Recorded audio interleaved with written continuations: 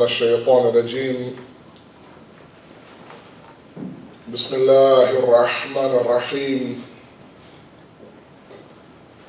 الحمد لله الذي لا يبلغ مدحته القائلون ولا يحصي نعماءه العادون ولا يؤدي حقه المجتهدون الذي لا يدركه بعد الحمام ولا يناله غوص الفطن ثم الصلاة والسلام على أشرف الأنبياء والمرسلين العبد المعيد الرسول المسدد المصطفى الأمجد المحمود الأحمد سيدنا ومولانا أبي القاسم محمد. اللهم صل على محمد وآل محمد وعلى آل بيته الطيبين الطاهرين المعصومين المظلومين لا سيما بقية الله في الأرضين صاحب العصر والزمان خليفة الرحمن إمام الإنس والجان ولعن الله وعداهم أجمعين إلى يوم الدين. أما بعد فقد قال الله وقوله الحق. بسم الله الرحمن الرحيم. ولا تكونوا كالذين نسوا الله فأنساهم أنفسهم أولئك هم الفاسقون. صلوا على محمد وآل محمد. اللهم صل على محمد وآل محمد.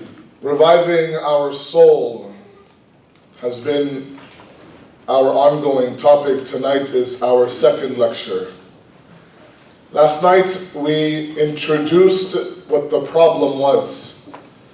And as I promised all of you, tonight we'll look at the effects of that problem, and tomorrow, of course, the eventual solutions to the problem. We talked about the fact that in this day and age, where it seems like the world is rapidly changing itself, where it seems like, it doesn't seem like it is, that there is this constant movement and a constant battle between right and wrong, between those who are looking to establish their warped opinion of this world, and there are those who are looking to establish justice in this world. There are those who want to be governed by their own selves,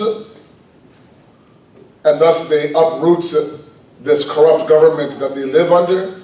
And then there are those, of course, who wish to, like I said, plant the seeds of tension, corruption, and injustice all over the world. And in this arena that we live in, it seems like every single day a new piece of news comes out, especially out of the Middle East. We tend to look for signs. I mentioned yesterday that we have become individuals who are obsessed with signs. Not only in our personal life, I know individuals who, let's say, they book a ticket to go to Iraq, let's say for ziyarat,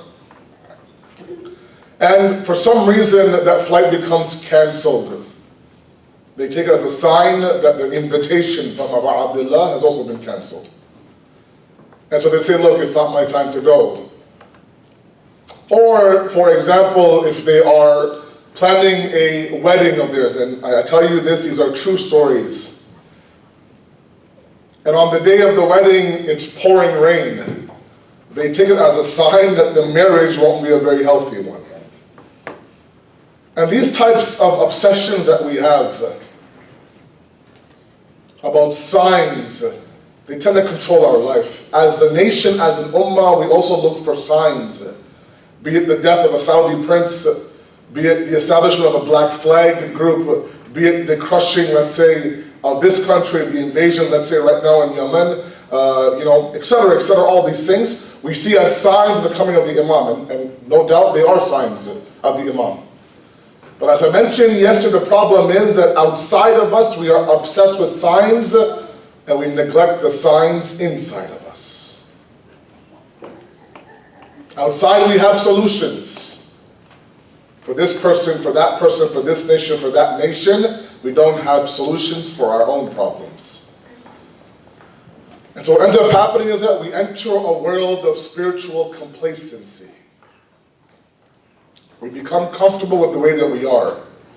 We're quick to judge, quick to label everybody around us, We're quick to give advice to the entire world, whether they want it or not. But when you ask them, what have you done for your own self-purification? They'll say nothing. I'm okay where I am. I've had young guys come to me and tell me, Maulana, I'm telling you, the amount that I do should be good enough to get me into heaven. And they become comfortable. And this is the problem. We don't realize that we need a revival, a shake-up, a reshuffle, a reintroduction of who we are to nobody else. I don't care about anybody else. And you shouldn't be so obsessed with those outside of you. You should be obsessed with those who are inside of you. Because what will happen, and what is happening right now in the Middle East will continue to happen. It has to happen for the Imam to come. As I mentioned yesterday, God forbid the Imam arrives and we're still trying to figure ourselves out. Because we're too busy trying to figure out the person next to me. It's a problem. So we need a revival, guys. We need to shake things up at the core. We still are without our Imam. No other nation in the history of Islam has ever been this distant from their Imam. It's not the way it should be. The Imam was not meant to be an occultation.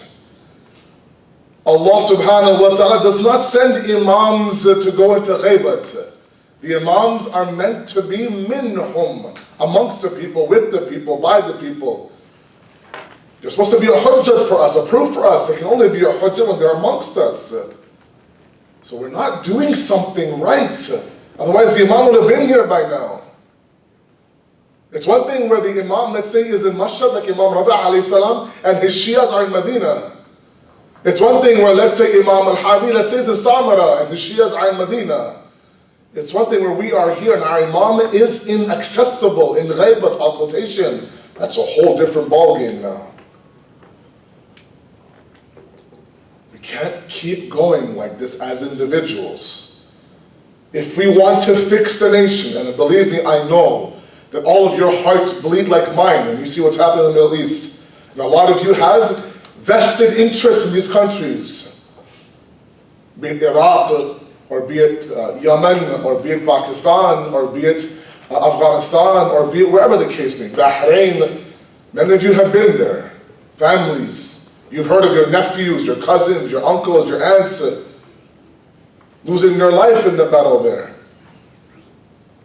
If you want to fix the ummah, remember this, a very simple equation.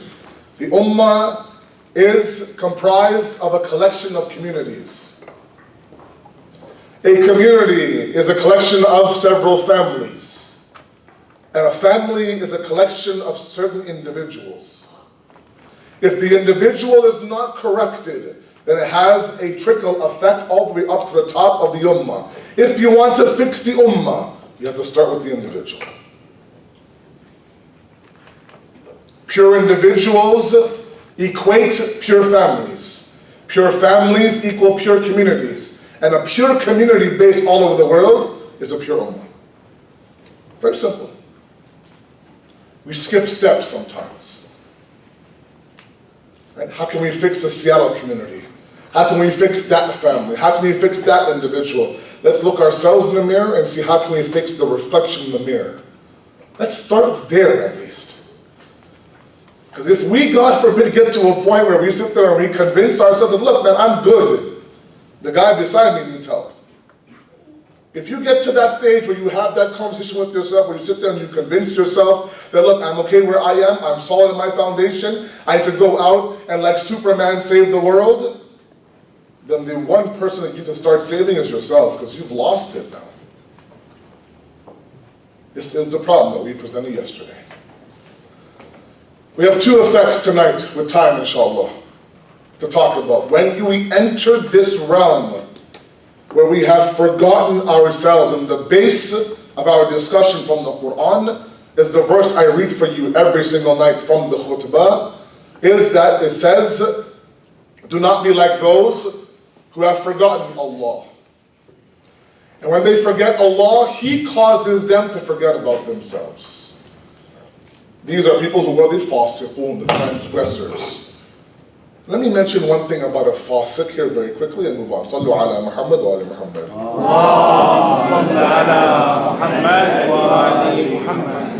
MashaAllah, a lot of people here, young blood, MashaAllah, and such a weak salawat, I don't understand. Give me a nice loud salawat ala Muhammad wa ali Muhammad, please.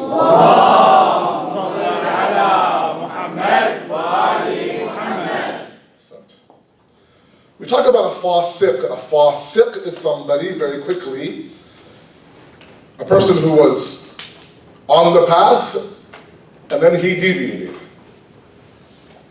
who's transgressed. This is referred to as a faucet. And the Quran says that these people who have forgotten about themselves are not amongst the kuffar or amongst the munafiqeen, they are the fasiqeen, nobody else. And a fasiq has a very dangerous level in the eyes of Islam.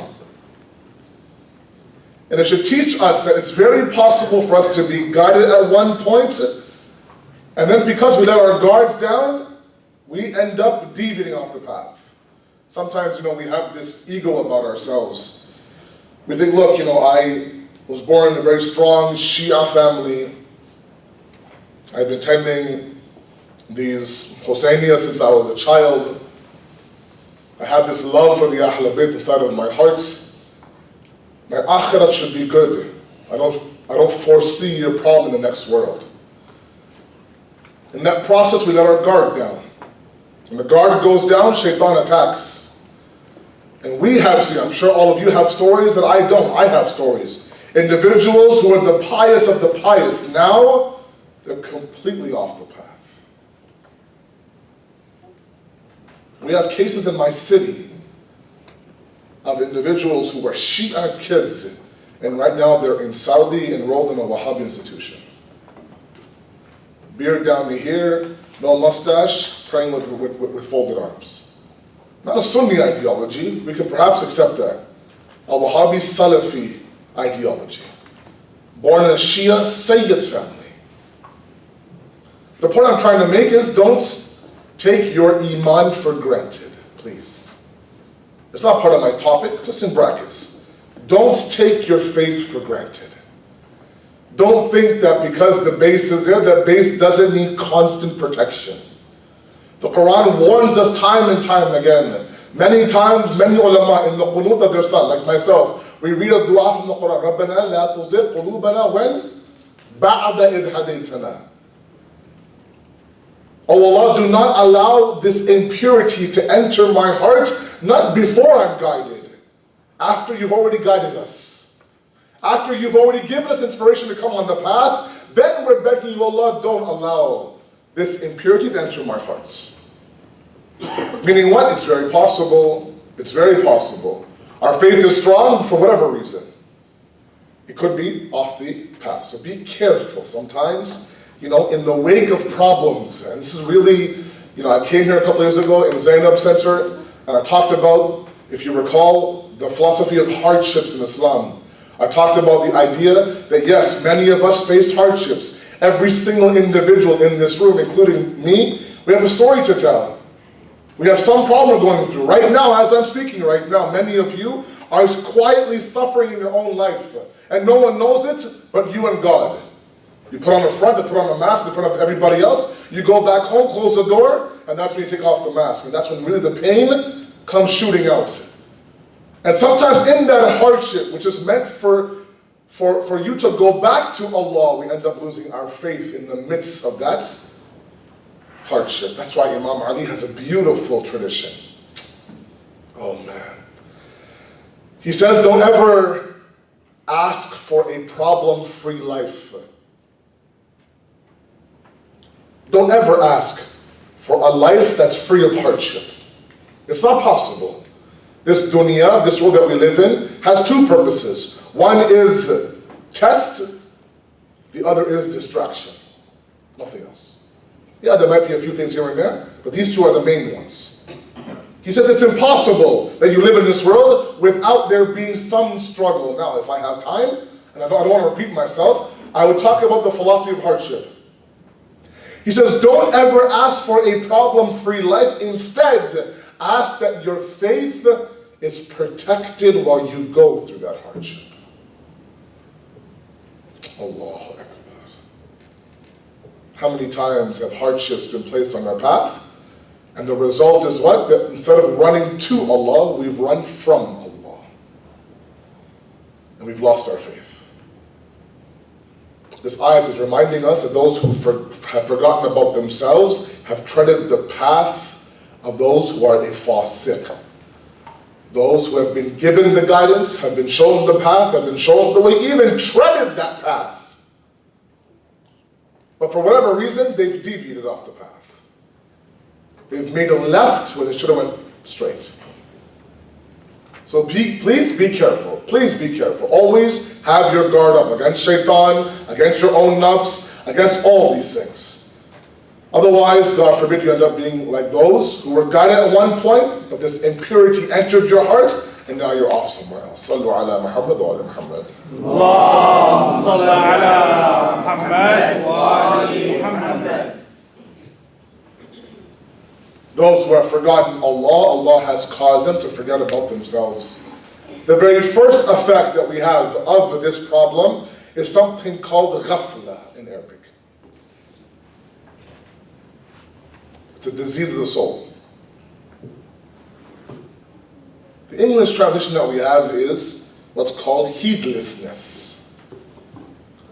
You know, Arabic is such a rich language, and English is not a rich language at all.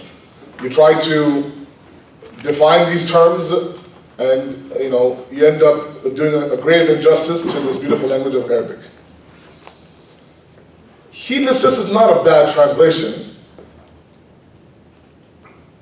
What might be better is to understand who a ghafil individual is. Somebody who gives or somebody who does not give the appropriate importance to aspects of the deen is someone who's ghafil. I'll give you an example. I'll support my case with verses of the Quran. For example, it's a very common example. Let's say we sit in a lecture with a speaker who we really enjoy. And we sit there and we are, completely in tune with what the speaker is saying. He's impacting our day-to-day life. And while the speech is going on, you're sitting there, you're telling yourself that, it's time for me to make a change. It's time for me to now change my lifestyle. Let's leave what I'm doing now and let's move to that side of the fence now.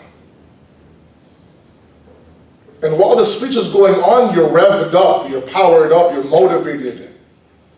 You're telling yourself, from tomorrow, wallahi guy, I'm going to do this.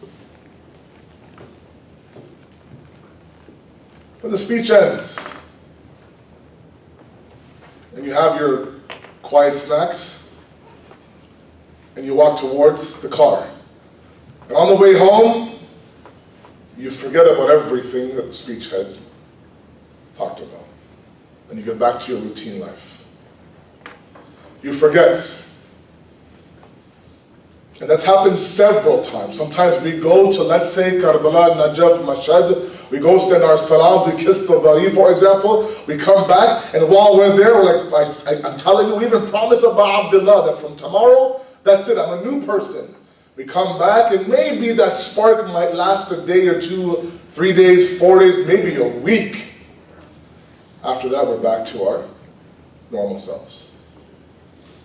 Maybe what we do is we find out about a young guy or young kid or young sister who had lost her life.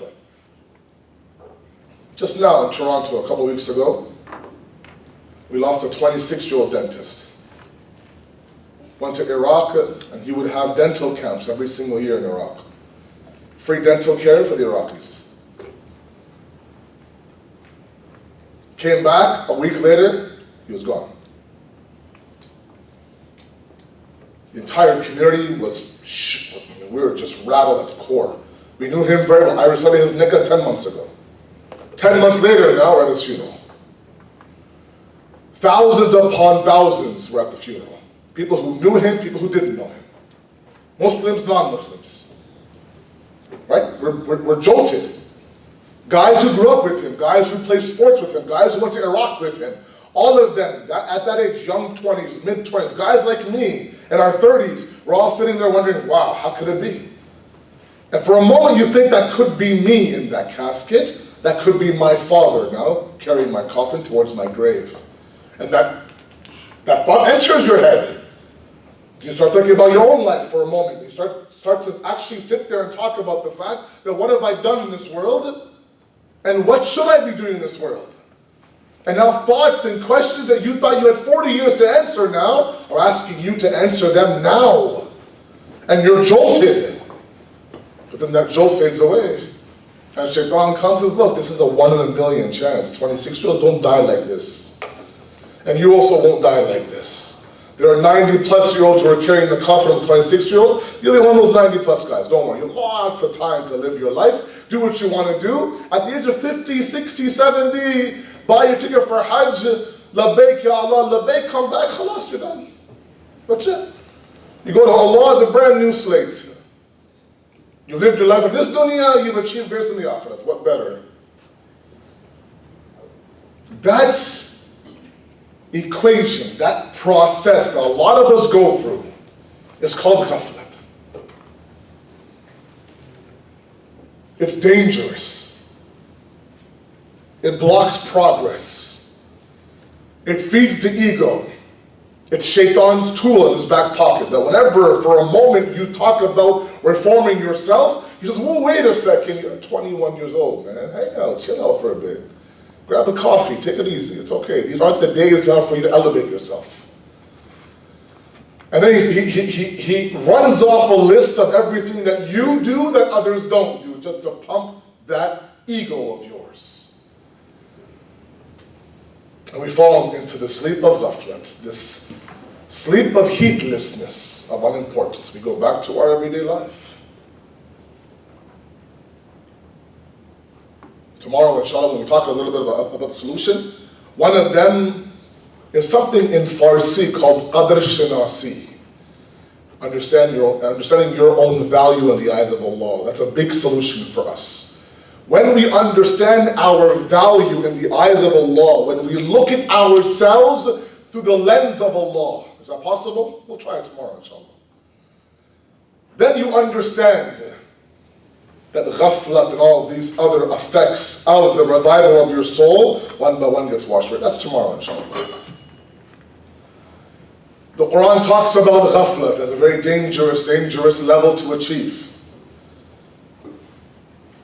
In Surah Al-Araf, ayat number 179, listen very carefully. Allah describes individuals in this verse who have qualities that He uses to motivate Himself to create the hellfire. It's one thing when you create the hellfire and you say people who have these qualities will enter the hellfire. It's another thing altogether where He looks at someone's lifestyle and says, because of someone like you, I'm creating the hellfire. That's a different discussion altogether. Who are they and what are they like? The Quran says, وَلَقَدْ ذَرَعْنَا لِجَهَنَّمَ كَثِيرًا مِنَ الْجِنِّ وَالْإِنسِ. From the majority of the men and the jinn who will be in this hellfire, they have three qualities. How many? 3. Thank you. Just testing if you're still with me. وَلَهُمْ قُلُوبًا لَا يَفْقَهُونَ بِهَا. They have hearts. Nothing penetrates deep inside of them. You have a speaker up here who's trying to, really get the crowd going and this and that, and this table of elements is more appealing to you than anything I'm saying right now. وَلَهُمْ قُلُوبًا لَا يَفْقَهُونَ بِهَا. Nobody here, just an example, trust me. وَلَهُمْ أَعْيُنٌ لَا يُبْصِرُونَ بِهَا. They have eyes. They have eyes. They look everywhere. They don't see anything for its reality. Everything is dhahir, whatever the apparent is. Sometimes in the month of Muharram, and as they approach, you often wonder, how could it be that there's such an extreme existence of views in the time of the Abdullah? On one side, you have 30,000 individuals hungry for the blood of the beloved grandson of the Holy Prophet. That's one extreme. On this side, you have individuals who are willing to mutilate their own bodies 1,000 times over for this Hussein. One man causes two extremes. What's the difference? How is it possible that these extremes exist? These guys on this side, 30,000, they have no idea who Imam Hussein was? Impossible. On the night before Ashura, Umar ibn Sa'ad was invited by Imam Hussein inside one of the tents. He says, all I want is Umar ibn Sa'ad from that side to come. No hurmana, no shimmer. Come and sit with me. Let's talk one-on-one. The night before Ashura, he explains to Umar ibn Sa'ad that, look, I don't know what you have planned tomorrow. I'm paraphrasing, of course, but you shedding my blood and the blood of my companions and the blood of my family has severe consequences to it for you and your akhirah. He didn't go into this meeting saying, oh, can you please spare me my life, God forbid. He was in that meeting for Umar ibn Sa'd's sake, not for his own sake.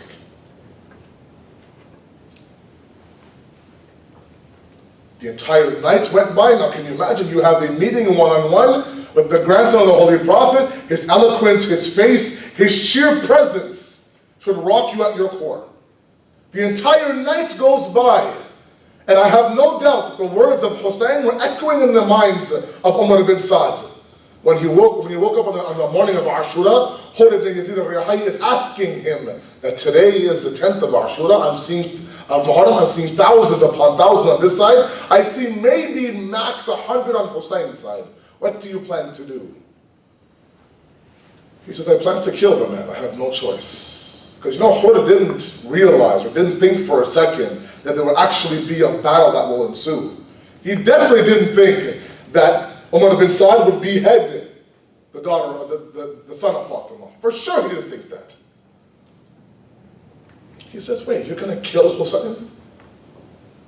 Because I have no choice, I have to kill the man.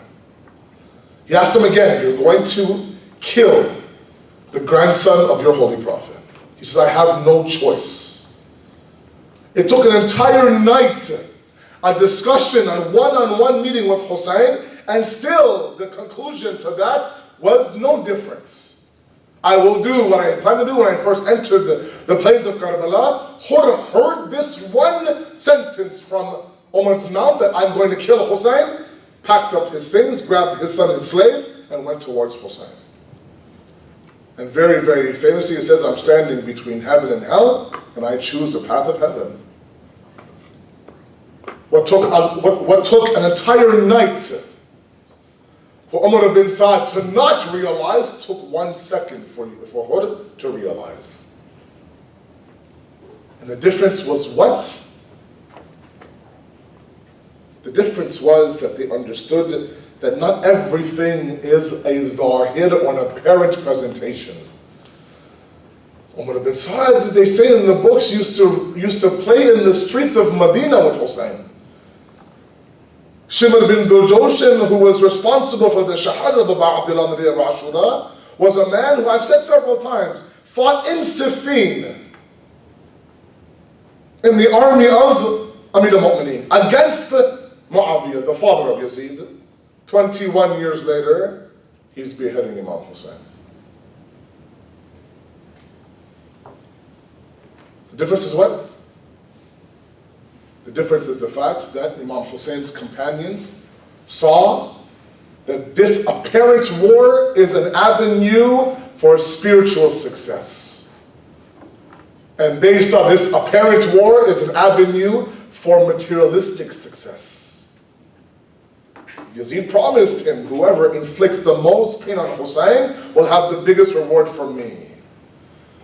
When Umar bin Sa'd first shot the arrow at Imam Hussein's tent, he says, I want you guys to bear witness, I was the first one to shoot the arrow at Hussein.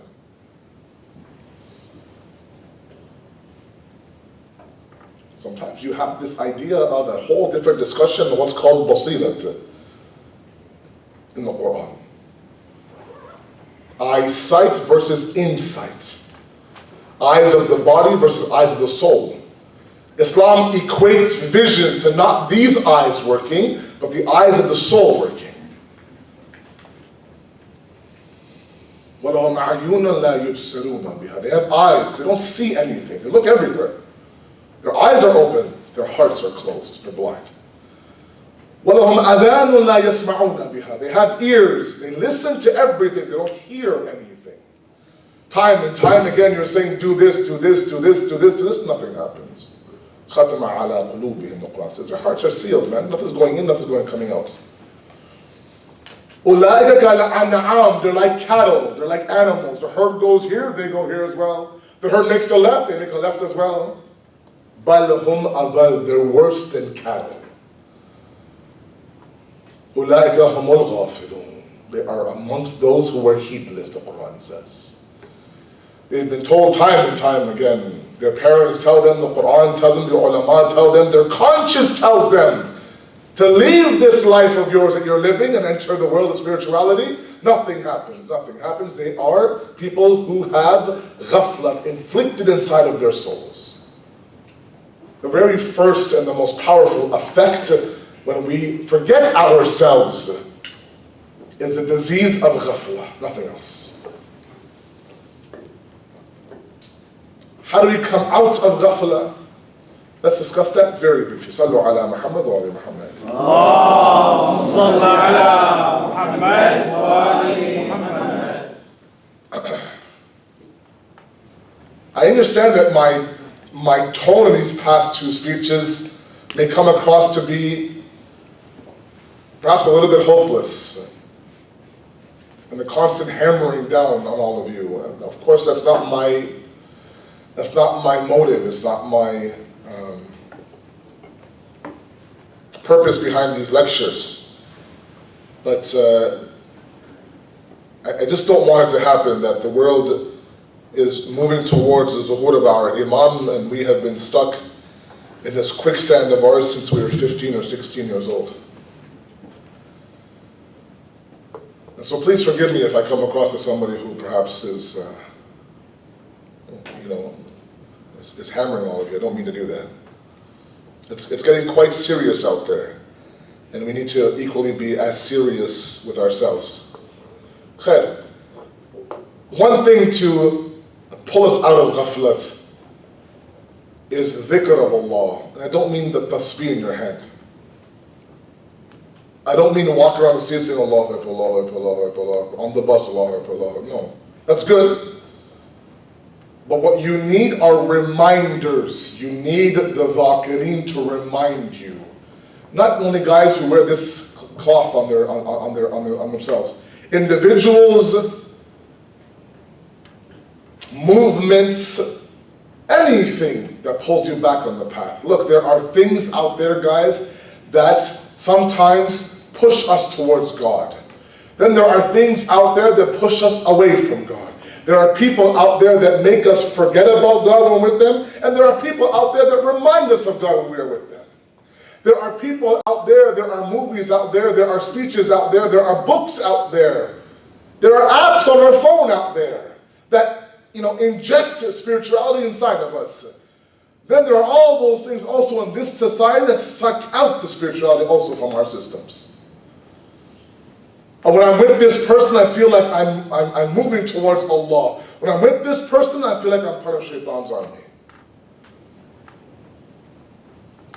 And the worst part is, and wallahi I've been there, the worst part is that you're sitting there drowning beside this person who's satanic, and your voice is screaming at you, telling you what you're doing is wrong. You know it's wrong, but you can't stop yourself. You're in too deep at that moment. What do we need? Surround ourselves with individuals. Surround ourselves with groups. Surround ourselves with existences that remind us of Allah. That sounds weird? It's not. I'm telling you, practically speaking, if there was a speech out there that when you listen to that speech, you're motivated, listen to that speech once a day. If there's a book out there that, oh my God, said when I read that book, I started wearing hijab. When I read that book, I wanted to run towards Najaf. When I read that book, I started praying salat. Read that book to the point where you have it memorized, cover to cover. If there are individuals, if there are friends, if there are, boys you hang out with, if your BFFs pull out the best in you, then do all of that. Hang out with them more. When you go to Shabi Jum'ah, let's say, or Thursday nights, and you read and you hear Dua Kumail, and that ignites you, make it a point every single Thursday night. You book everything off. It's you and it's Dua Kumail. That's it. We need constant reminding, guys. We forget too easily. And this Western lifestyle of ours sucks us into this hamster wheel. And we're on that wheel going faster, faster, faster. We stop for a break. We're exactly where we started from. We should be somewhere else. Identify tonight inside of the heart of your hearts, who are those dhakirin of mine? If they are your siblings, if they are your kids, if they are your spouses, if they are your friends, if there are community members, make it a point to be around them constantly. If there's a book, I'm telling you, a book, a movie, anything that happens that pulls you towards Allah, surround yourself in it. At the same time, if there are anything in your life that sucks the spirituality out of your system, that injects inside of you an injection of shaitan, do yourself a favor and begin to cut out that from your life. Amputate that individual from your life.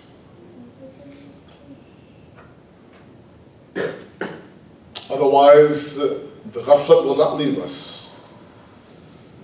We'll be told time and time again to do it, to be a certain way, and yes, we know what we should be doing, but we don't do it.